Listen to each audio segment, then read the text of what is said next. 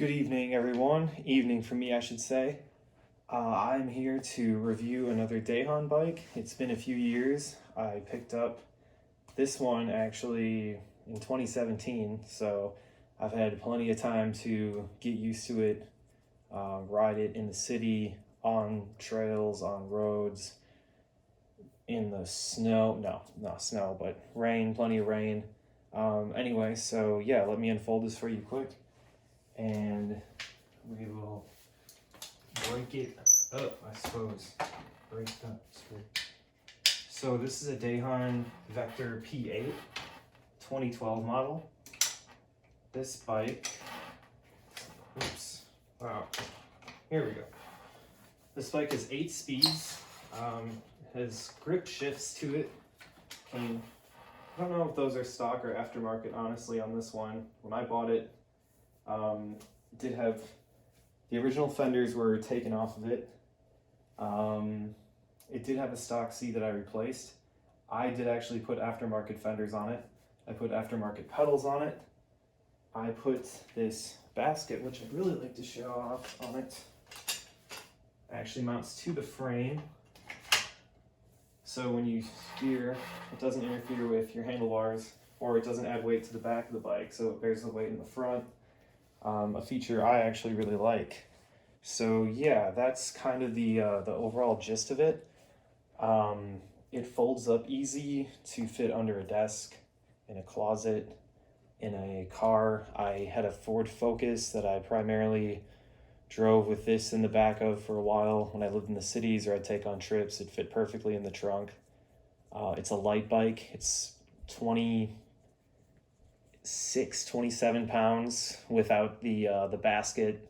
I would say it's more closer to probably 30 with the basket, but again, that's really not that bad for a folding bike. Some of these folding bikes can get really heavy, but Dahon keeps them surprisingly light. I think it's because of the good materials. The 20-inch wheels I really like. That's been kind of my standard wheel size for folding bikes. I haven't really gone smaller than that. I haven't really gone bigger than that. So maybe that's something I'll try out for my next folding bike endeavor, but you can't beat the quick acceleration and the maneuvering with the small wheels. Really a fan of. One thing kind of embarrassing, I guess, about this bike is I still have the original tires on it from when I bought it in 2017. So I'll definitely be replacing those this winter for next season, and I will have to replace the brake pads. What else to say? There is a pump actually that comes out from under the seat. I guess I can show you that. I haven't really had the best luck with it, but it is kind of a cool feature. Let's see here.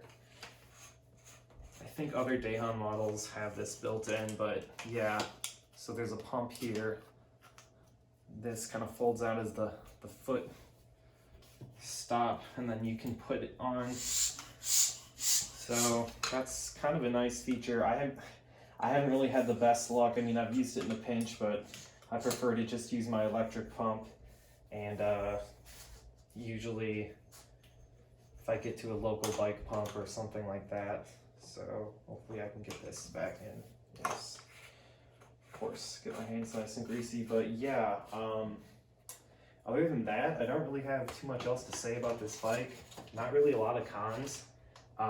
It is kind of squirrely. I mean, it is light. It's not like the heaviest, like the most tank-like folding bike I've rode. That's probably still the Schwinn folding bike, the Loop. I had one of those. That thing was an absolute unit.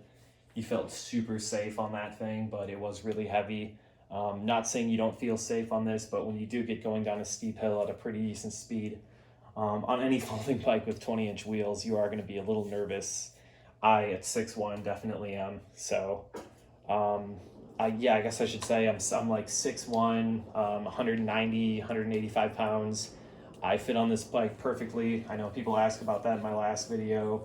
I would say if you're any taller than that, you could probably still get away with riding it. Anyone shorter, yes. I mean, again, the seat is very adjustable. The handlebars, they can go pretty much higher than they are now. They can't go much lower. So they are meant to, you know, facilitate different heights. So that is a nice feature. I will try to link up my aftermarket parts, I guess my modifications, in the description of the video. If anyone wants to check those out, I would recommend all of them. They really have worked out well for me in the past few years. These aftermarket fenders too have taken a beating. I think they're just kind of like some cheapies off Amazon, but have worked good. I know they didn't come with instructions, so that was one downside, but if you've worked on bikes or just installed some fenders, you should be able to figure it out. And yeah, that's about it. So drop any questions you have in the comments. I'll try to answer them. I'm gonna get back to my other video, try to tie up any video or questions I haven't answered on that. And I am gonna be reviewing another Dahon soon, so keep your eyes peeled, and thank you for checking this out.